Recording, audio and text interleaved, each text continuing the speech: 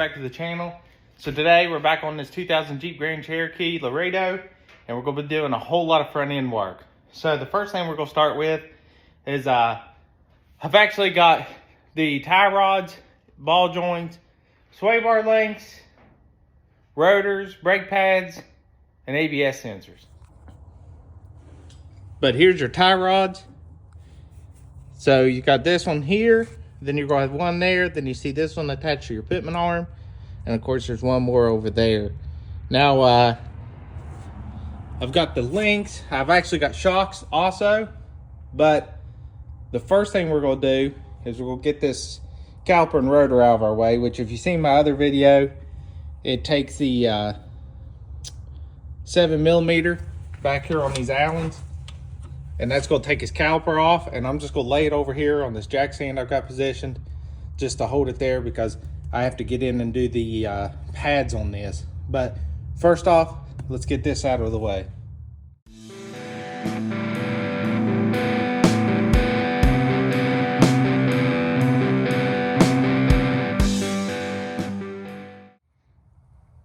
All right guys, so caliper's off. You can see these pads are down to like nothing.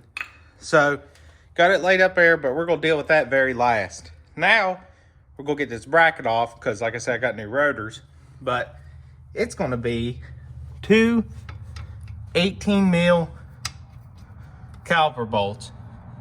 One there, you seen I put that on, and one right there, and that's gonna let this bracket come off, and then we can get that rotor off.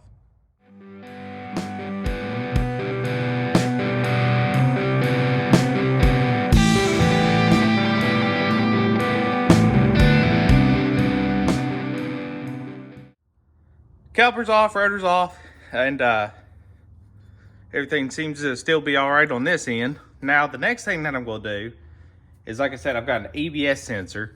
So I'm going to go ahead and take this guy off, which it's going to use a 8mm. Find where I put my socket, and it's going to go right back here. So you can see where I put it. Try to move you around. I know it's dark. But right there. And once we get it out, we can take it out of all these holders and kind of push it up out of the way for the moment. You can see it snakes all the way back through there. So we can throw that out of the way.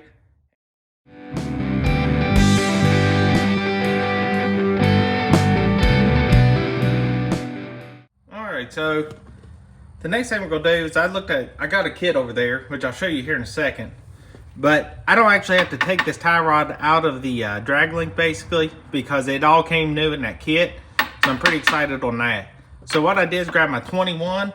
I'm gonna go ahead and get that thing broke loose. But I also went ahead and took the cotter keys out of these two. And it looks like this is gonna be like a 28mm nut. And I gotta figure out what this one is. But I also ran into another problem with that kit I got. So let's get this loose, knocked down, and go from there.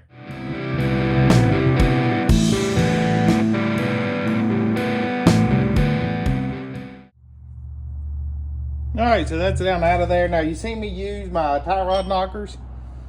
These guys here, these forks.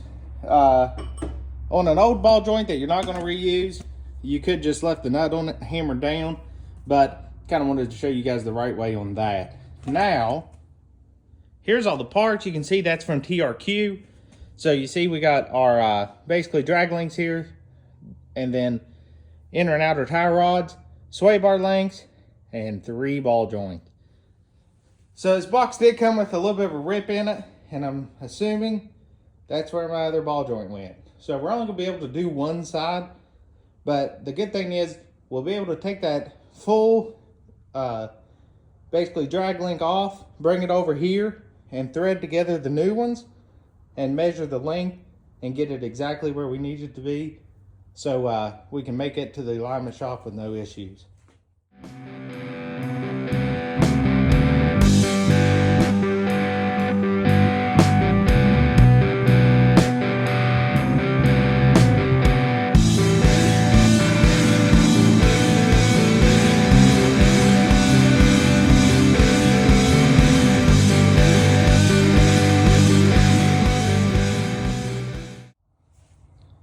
So as you can see, I got them off with the Crescent.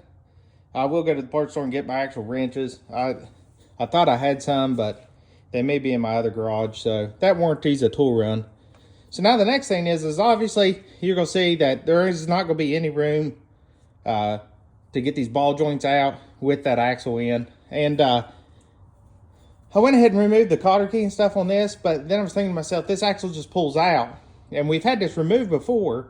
So I'm going to take my 12 mil and take these 3 bolts back off. If you watch the other video when we replaced this, and I'm going to pull this whole thing together. So this is torqued down to that axle, so we should just be able to pull this whole thing together and leave this cinch to it so we don't have to re-torque it. So I'm going to give that a try.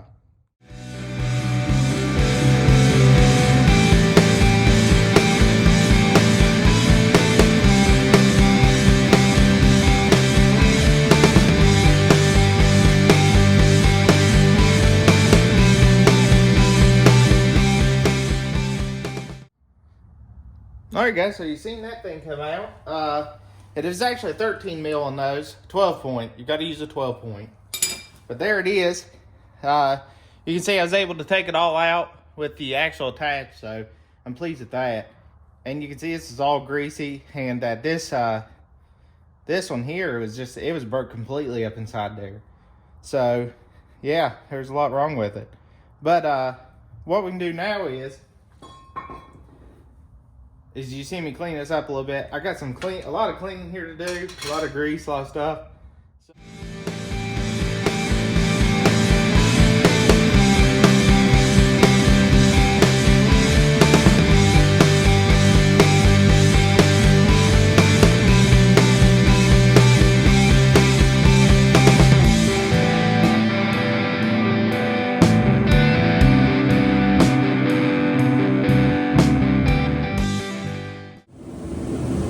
Alright guys, next day I ran to the parts store.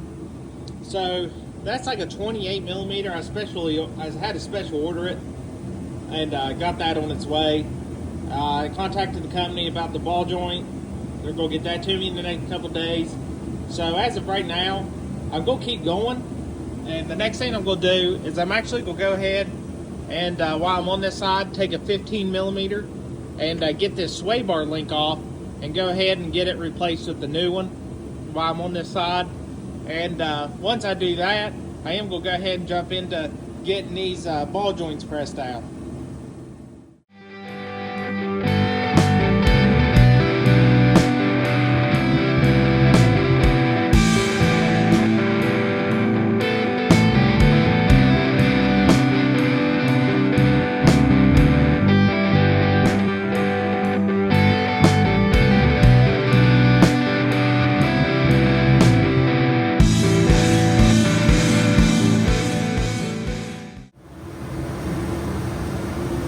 Alright guys, as you've seen, this is a 15 with an 18 millimeter nut.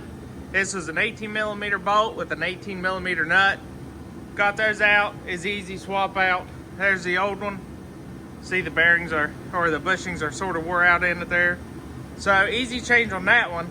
Now the next thing is I'm gonna get this ball joint press out kit, and we're gonna press these ball joints out. So you see I got this C-clamp hooked up here. I got the cup that's going to accept the ball joint up. This little adapter that's hitting the ring. Because remember, you see me beat the top out of that other one out. And just this top bracket here. So I got that off of Amazon. About 80 bucks. But I'm just going to take my big ass Crescent here. And go wild on it.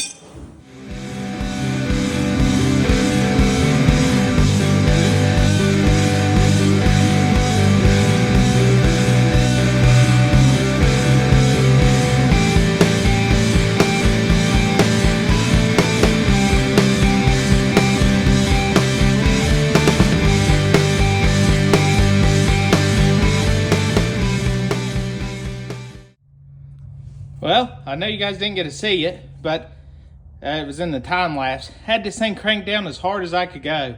See me pushing against my feet, against the car, and it just was not coming. So I just decided, I got to the point to where I actually couldn't crank it anymore. And I decided it can't stay in there if it's a liquid. So I just kept heating and heating and heating.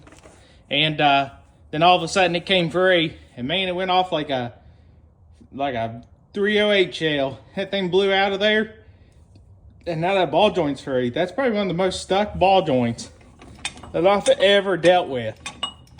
Like, insane. It was literally crushing the C-clamp, as you can see right there. But man alive,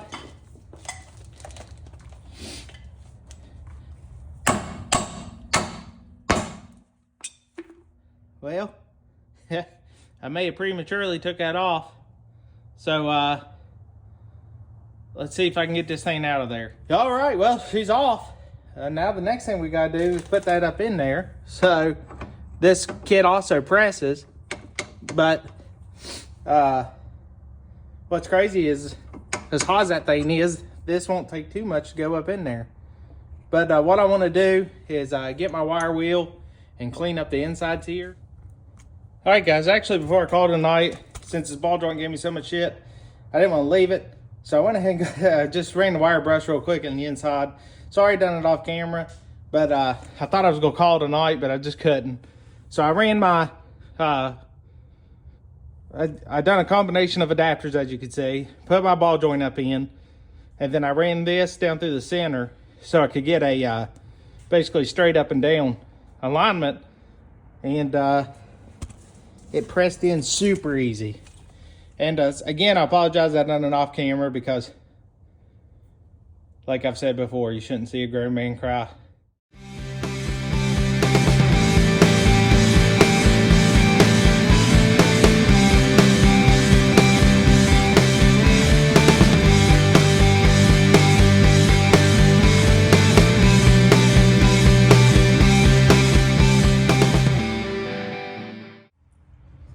All right, guys, so you see me go through different combinations here, and then I had one that was grabbing decent, but just that lip, so kind of screwed me up on that. But then I found this one laying up under my box, and it fit great.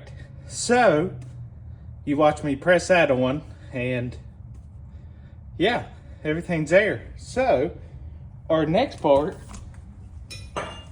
is throw that spindle back on, throw the nuts on it, and yeah, torque it down. So I'm going to go find some torque specs, but I'll throw that on there and we'll go from there.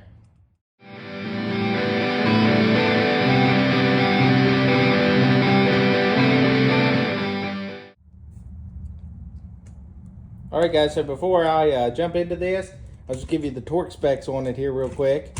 So bottom bolt here is a 45. Top bolt is 70 foot-pounds. Here, top ball joint, 75 foot-pounds. Bottom ball joint, 80 foot-pounds. So I'm going to give you those before I get in and start cranking these things on this.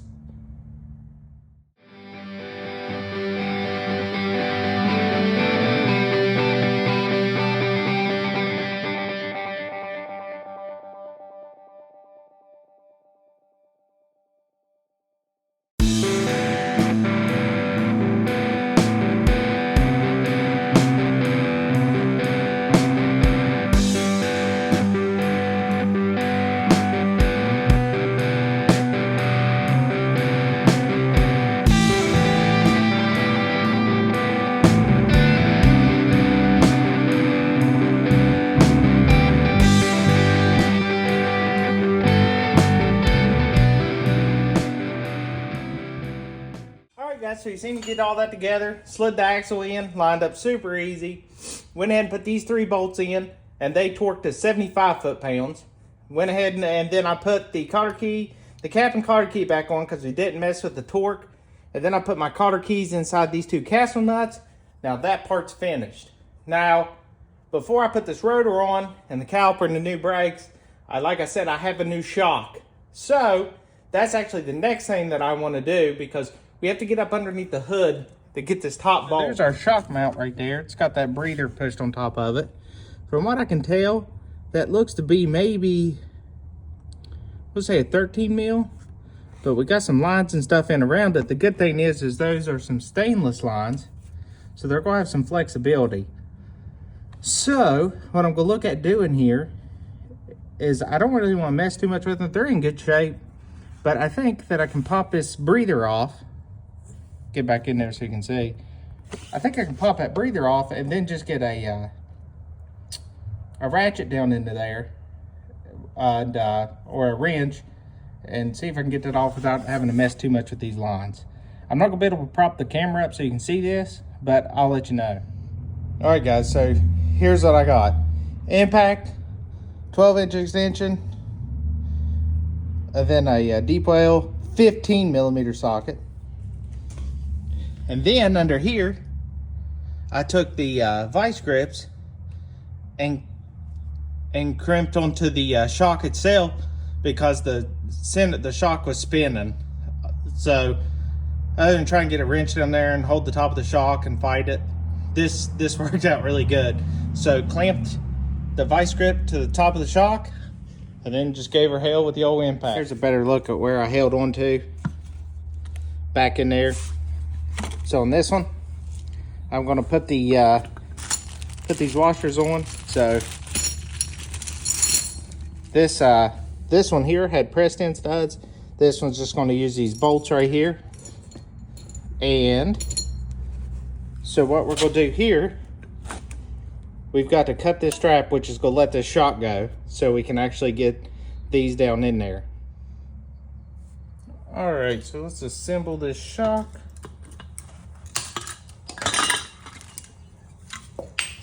Standing out there. So we're gonna take this little guy,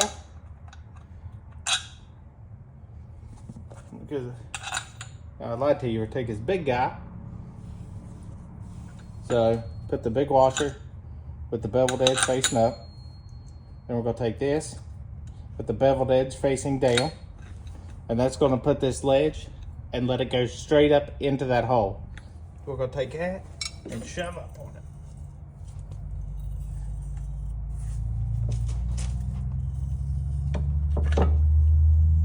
Let it rest right down in there like so.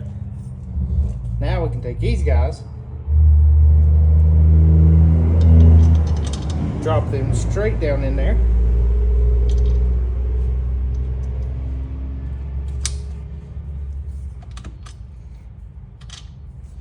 Then we're gonna put the lock washers and the nuts on each of these studs.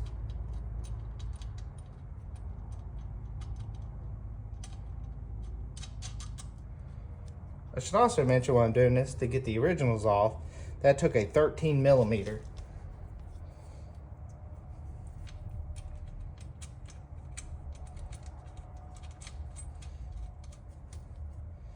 All right, those are temporarily in. Now we're gonna grab these three and go to the top. All right, so you can see I've got it cleaned up down there. I'm actually gonna give it a shot of fluid film. And then go ahead and slide this bushing down on there like so. Then put that on it and put this. All right, guys, so there's our 13mm bolts that went through. Put them on with a 3/8 drive, got them down to where they was tight, and then just snugged them down.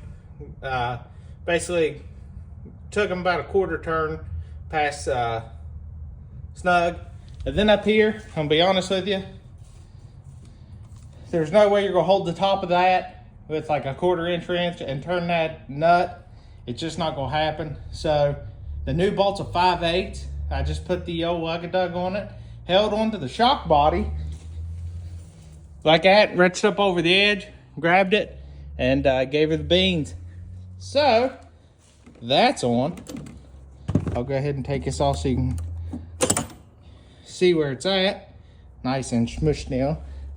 Now don't forget, get a breather tube.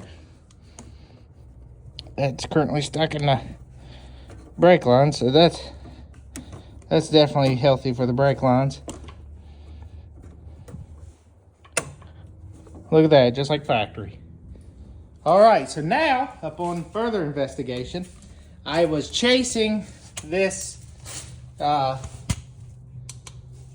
ABS sensor, and it just simply goes up and around here, comes back down around, and actually plugs in right there. So what I'll do is fish that thing out of all these little wire looms it's in, get it pulled out, and match it up to the new one. So here's the two new sensors.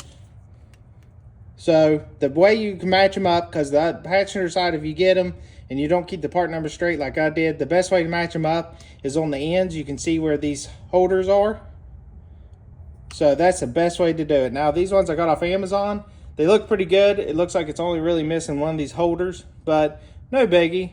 But now this guy, he came, so right there, you can see the bolt hole, and then that other little tab is going to go right inside there, and that's what it's going to be reading the that ring you see on the axle itself.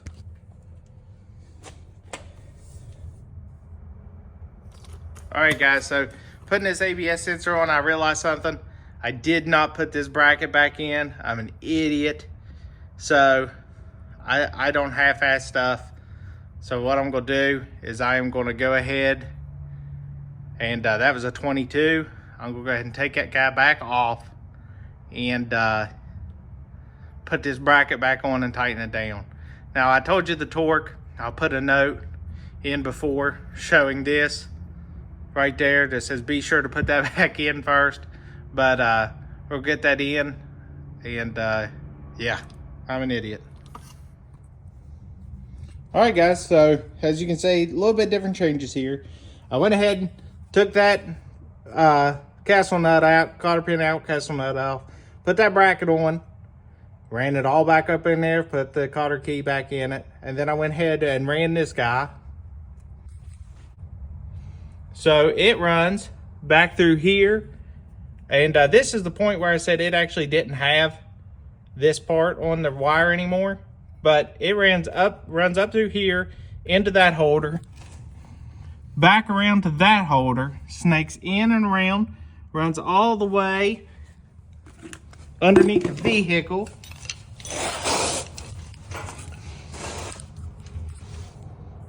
Right there you see it going up, and then clips in there where I put the dielectric grease, and I snapped it back up in its home. So that piece is in. That 10mm bolt that I showed you, that's back right there. I just ran it in snug and then gave it 1/8 of a turn. That's plastic. It does have that metal standoff in it, but you do not want to crack it. Now, all that's together, I went ahead, grabbed this new rotor, threw it on, put my lug on to hold it, and then I put this brake caliper bracket on, and I put these two 18mm bolts back in and torqued them to 85 foot-pounds. Now, what that does is get me to a point where I'm ready to put the brake pads on, squeeze this caliper back, put the brake pads on, and put it on there. But before I do that, I've got a bundle, just insane mess I need to clean up before I get to this, because we're getting real close to being able to take this tie rod off with that shimmy shock off of it and take it out on the other side and put this one together. All right, guys, show you a little bit of what I got. Cracked the bleeder open, put that catch hose in it, so it had to drain down into my bucket. Then I put an old pad backwards, facing the pistons and the backing plate of the pad towards me. And then I got this little caliper compression tool that I'll squeeze in by hand. So I always crack the bleeder for two reasons. One, it's not going to push pressure back through the system and potentially blow out these seals or blow out anything else in the line. And plus, you're not pushing old dirty fluid back in. So this is the best method that I've always used, and it's works out for me. So I'm going to go ahead and get that thing pushed in.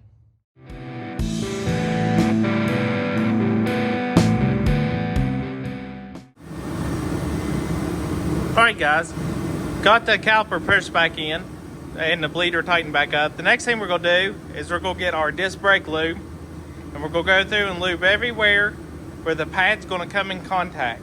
So say I grab this pad here, for example, This is your inside one because you got your piston clips. But you can see how it's going to slide right on there. So we need to grease everywhere this caliper is going to slide and put a little grease on all the contact areas of the caliper. What that's going to do is help with chattering and squeal and stuff.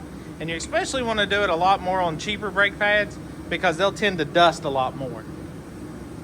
Now once I get those calipers or these pads slid into the bracket, I'll just simply set the caliper back down over it, and we'll use that 7mm Allen to go ahead and get it tightened down.